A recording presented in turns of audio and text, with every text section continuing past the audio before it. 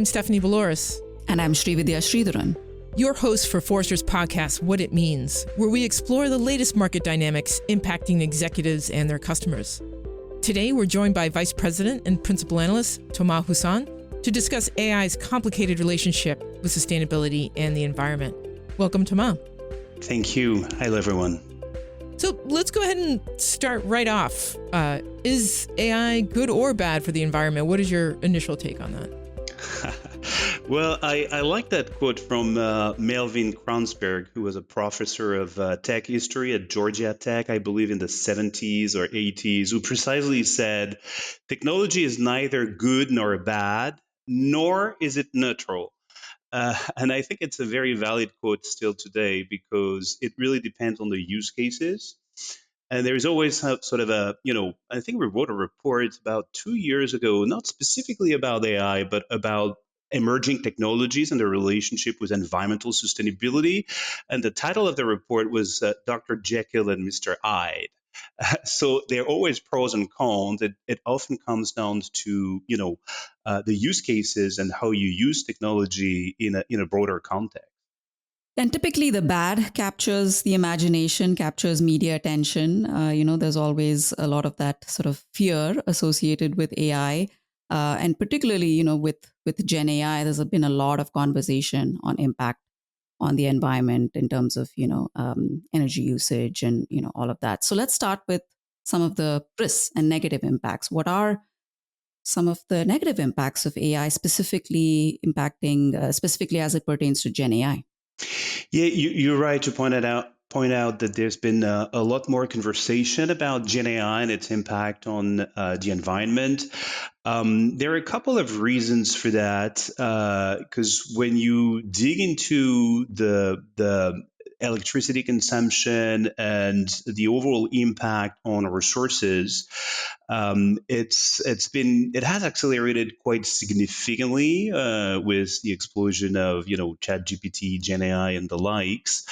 And if you look at some of the recent official announcement from Microsoft and Google, for example, their greenhouse gas emissions have jumped by nearly 30% for Microsoft, between 2020 and 2023, and for Google by 50% over the past 5 years. So it's not exclusively, obviously, because of Gen AI, because it started earlier, but there is a clear acknowledgement on their side that this is due to the construction of data centers that host AI and cloud computing systems.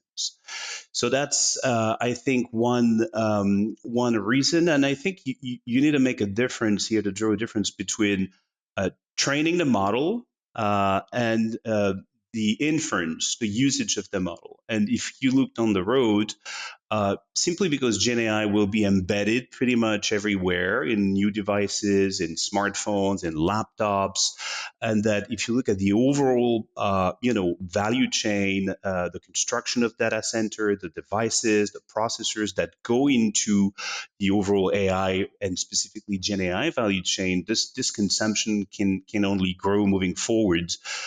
In the sense that Gen AI will almost be used invisibly in our daily lives in a bunch of devices. I'm almost envisioning, like your digital well-being features on your phone. Maybe there will be some meters associated with AI consumption on our various devices. It is interesting. I'm trying to remember the exact number off the top of my head, but it's estimated that 3 to 4% of all carbon production in the world is from tech, is from IT itself. And that's expected to double over the next couple years. It might end up doubling faster than that because this was before the explosion of AI and Gen AI. This was just based on all of the day-to-day computing that we're already doing, plus crypto. Crypto was really driving up the carbon footprint of tech.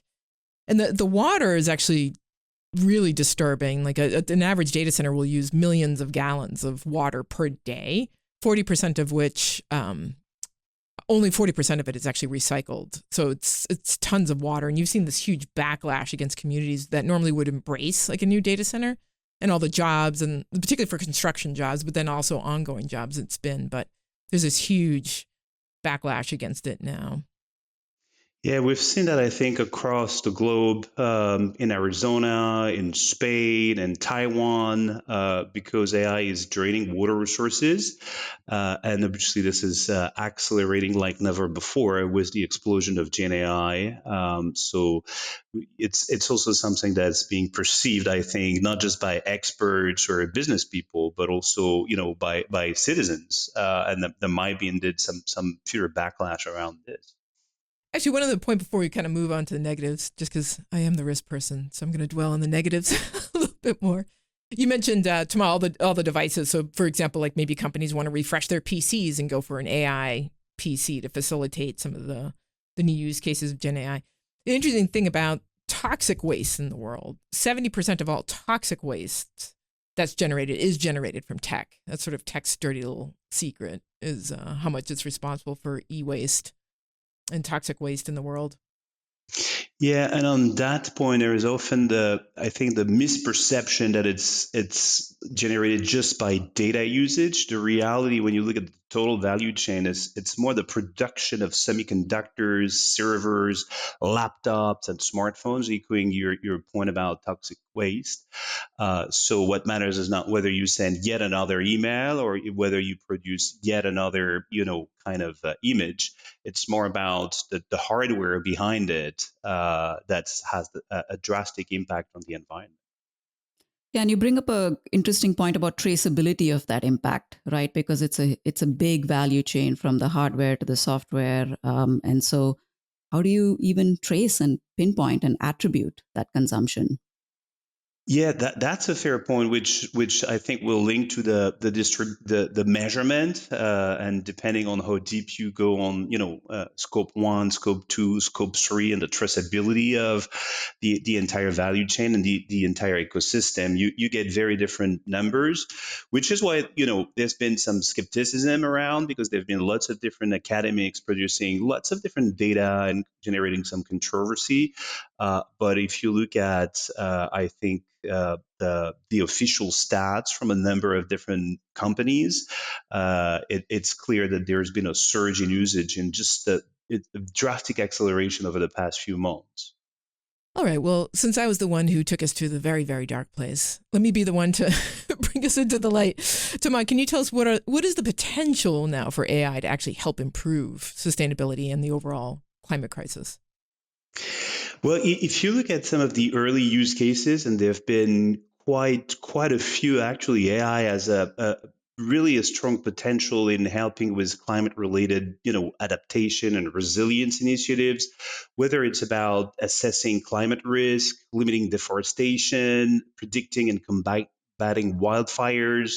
And even providing early flood warning. So if you just look specifically at the climate and the environment, it can be extremely helpful because at the end of the day, climate is a very complex, interlinked, multi-parameter system, and that's exactly what AI has been built for. It's interesting. I was rereading your research in this space, and it kind of struck me that, and this happens a lot, which is we don't always like draw a clear line between sustainability and adaptation. So to me, I always define sustainability as reducing your carbon footprint, or reducing your impact, preserving resources for the future. Whereas adaptation is like it implies, which is just dealing with the impacts that we won't be able to reverse. Because even if we stopped emitting carbon today, the impact to the environment will last for another 100 years.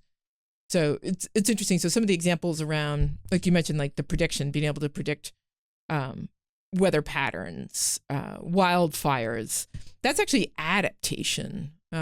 Whereas I think some of the optimization capabilities of AI that you alluded to, that's more sustainability, which is it's taking some process or initiative and it's actually reducing its carbon footprint. So there's sort of the benefits of AI for adaptation and then the benefits for sustainability, true sustainability or carbon reduction. Yep, it definitely plays a role in both cases, and you're right to point out that whether we warn it or not, we have to plan ahead and anticipate adaptation, especially public entities, municipalities, or public authorities. They're obviously starting to anticipate what's going to come next. But if you look at this notion of the planet boundaries and the fact that resources are limited, it can also play a drastic role in, helping better protect biodiversity. I've got a couple of examples in mind. For example, ocean mines, they use satellite data to help authorities for marine enforcement and compliance to protect the ocean's ability to provide for human well-being. The Ocean Cleanup is another interesting startup using machine learning and computer vision to help collect millions of tons of plastics. So that's what in the report I've referred as AI for green cases, in the sense that they're leveraging various AI techniques. We're not just talking about Gen AI, we're also talking about machine learning and predictive AI technologies and deep learning at the service of the environment and to avoid these planet boundaries. But you're right, there is also an entire optimization element that is about better allocation of resources, and that is more linked to the core activity of businesses. Maybe let's spend some time just talking about AI for green and green AI, just to make sure that distinction is coming out clearly for our listeners. Yes. So to put it simply, green AI would be in the line of green IT. It's like all the solutions that you take to reduce the environmental impact of your AI activities. So it's really about limiting the negative externalities of the way you leverage AI technologies. The way I would define AI for green would be how you leverage AI techniques and technology for the benefit and of the environment. So there would be the positive externalities and sort of the good you do for the planet. So the latter, the AI for green, that's all the use cases that you just talked about, which is how can various industries take advantage of AI to either improve sustainability, improve adaptation, or just overall improve the environment as well. I mean, environment doesn't necessarily always have to be about climate. So it can be all of those things. Yeah, I think the focus so far has been a lot on greenhouse gas emission reduction, carbon emissions, because it's probably, don't get me wrong, I'm not saying it's easy to measure, but it's probably easier to measure than some of the other environmental consequences like biodiversity, which are an earlier stage of standardization. So there's been a stronger focus on carbon reduction, and more firms, I think, prioritizing these first initiatives, which is why there are probably more examples in the research around how firms have tackled this. But I think moving forward, we'll see a lot more use cases. The question is which one will scale and how quickly. Not going to say there is no limit. I don't want to appear as a techno optimist, but it really depends on how you want to leverage the technology, and depending on your goal and your approach, and if you're trying to be both profitable and sustainable, there is clearly a path.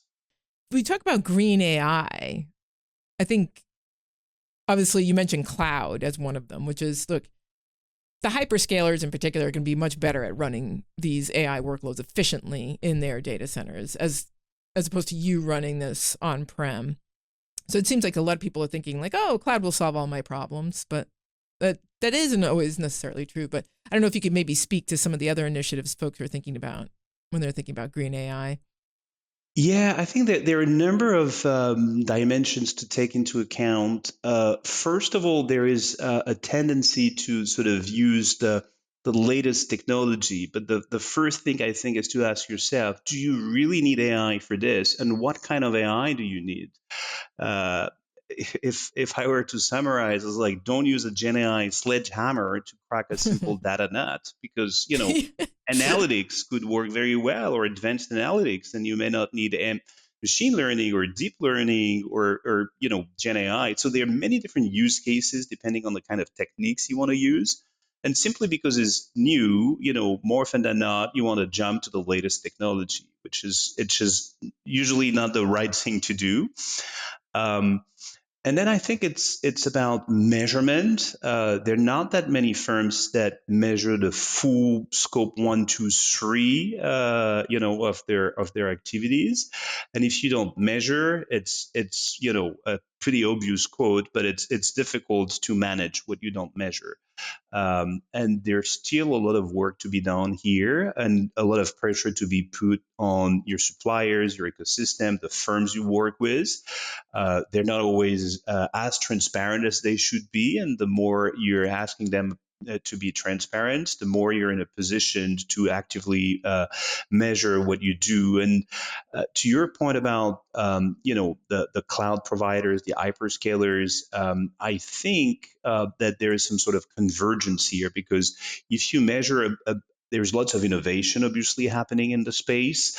Lots of also improvement in terms of energy efficiency, but also a lot more transparency and accountability that will be demanded because of the evolution of the regulation. I think that's especially true over here in Europe, where I'm based.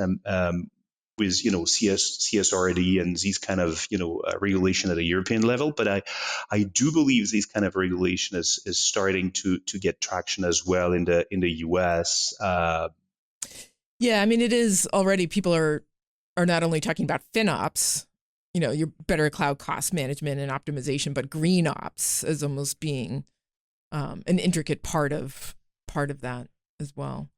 But yeah, it is interesting. I mean, I like that. Do you really need a massive LLM for everything? Which is increasingly too, I think, just from a cost perspective, Shri, right? People are also talking about much more specialized language models. Smaller language models. And in fact, in our predictions report that is just released last week on AI, we made a prediction about how predictive AI will be back in the limelight with 50% of the use cases, right? Where there's a lot of value to be had and ROI to be made on predictive AI, and you don't need Gen AI and more of the advanced forms of AI for many use cases. It's interesting. And then the hyperscalers, you talked about them just having much more energy efficient data centers. I do think even for our largest enterprises, the majority of them are going to continue to maintain on-premise data centers. Like, we predict that the future will be both hybrid cloud and multi-cloud. So you won't be able to move all your workloads to the cloud. You'll have to keep some on-prem. So I wonder if there's an opportunity for CIOs, other technology leaders to look at their own data centers, again, look at new types of cooling technologies, better water efficiency, more modern equipment will also be a lot more energy efficient, having strong recycling programs. So there's a whole host of things, I think, that within current data centers that CIOs and other tech leaders should be looking very strongly at. So we've talked about green AI and AI for green, kind of looking into the future. What do you think are some of the most promising ways that AI can be used for that environmental innovation? What is fascinating to me when I conducted this research, I did many interviews with firms across many different verticals, and in pretty much every industry, especially the most polluting one, there is an opportunity for AI to be leveraged for sustainability. If you look at transportation, if you look at agriculture, if you look at the energy space, there is a significant opportunity to correlate some of the sustainability benefits with the core business model of firms, either by reducing costs or also generating additional revenue simply because you innovate and you can ask a premium for greener products. So there is really a lot of potential across different industries. Um, and there is also, I think, an opportunity for different kind of functions. We talked a lot about green IT, and now CIO should tackle this. But if you look at the business, uh, I think moving forward, we'll see more and more firms try to correlate their sustainability and financial performance, which some of the regulation will force them to do anyway. But also in terms of R&D and innovation, and for product teams, I think AI represents an opportunity to really kind of innovate and really kind of optimize your green marketing mix. By this, I have a broad notion of what marketing means. It's not just the media measurement, it's really the notion of innovation and entering adjacent markets and really kind of disrupting your own business with a new set of offerings.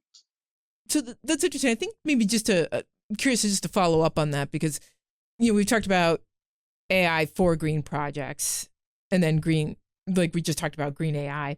If you were to advise, because every enterprise needs to worry about green AI, not every enterprise is going to have the opportunity to come up with a new project or new solution where they're applying AI to climate challenges and sustainability and environmental challenges. But for those really focused on embracing green AI, what are some of the most important steps that they can take today? I think the first one is really to I know I keep insisting on this, but this notion of measurement is critical. And just to give you an example that really struck me, some firms in the carbon software measurement space are starting to leverage Gen AI to facilitate carbon reporting, parsing the data, automating some of the data, which is helpful and is great. But if you take a step back, it's probably better to have some ESG data and sustainability data integrated in some sort of a data lake and really connected to your IT systems.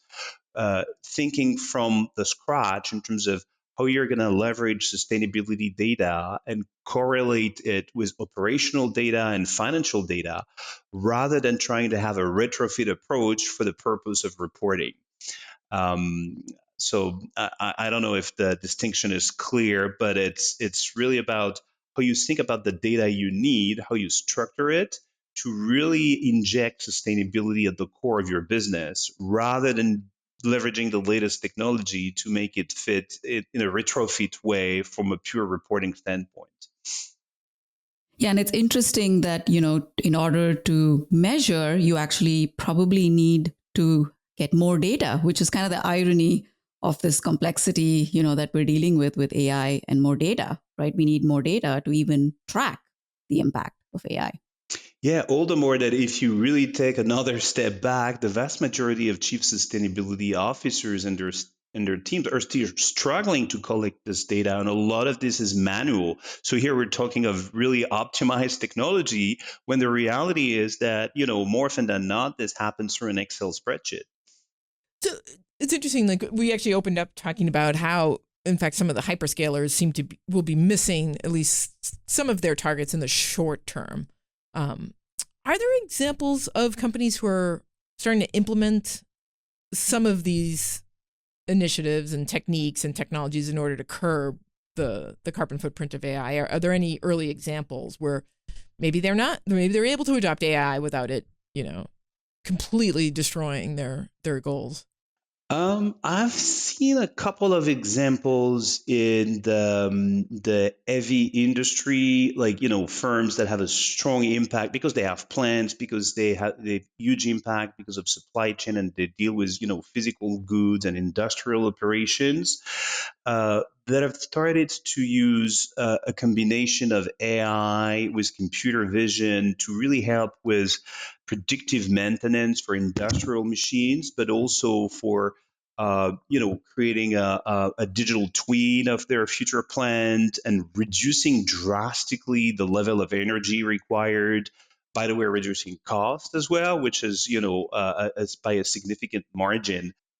So, Toma, you talked a lot about these great examples, initiatives that I imagine fall in the responsibilities of tech leaders, marketing leaders, customer experience leaders. This sounds like, pretty enterprise-wide remit to make sure we get both green AI and AI for green right in an organization. How should they align on some of these objectives? So yeah, it's absolutely right. I think AI can be leveraged for each function and has a drastic impact not just on the tech function, but also on the business in terms of product innovation, in terms of new R&D solution, even in terms of better detecting some weak signals of customer sentiment, and even avoiding things like greenwashing. Some agencies recently launched. Anti-greenwashing tool leveraging AI to detect unstructured data on social networks and, the perception of consumers based on the way you communicate your sustainability efforts. But by and large, I definitely see this as a very transversal approach. And the firms that are the most mature in their approach, at least over here in Europe, have this really strategic perspective of integrating AI in everything they do, and this requires significant cross collaboration. This is more often than not a discussion at the executive committee level, at the board level, and you have to align on it because it's directly impacted the core of your business. So yes, that's exactly on point. This is about I think IT and business collaboration and a very cross-functional effort where the chief sustainability officer can play more of a conductor, orchestrator role. Okay, great. Well, that's great advice. That probably makes sense to end there. It's right on the stakeholder cooperation. Well, Thomas, thank you so much for joining us today. Thanks for having me. If you like what you heard today, subscribe to Forrester's What It Means podcast on Apple Podcasts, Spotify, or your favorite podcast player. To continue the conversation, follow Forrester on LinkedIn or drop us a note at podcast@forrester.com. Thanks for listening.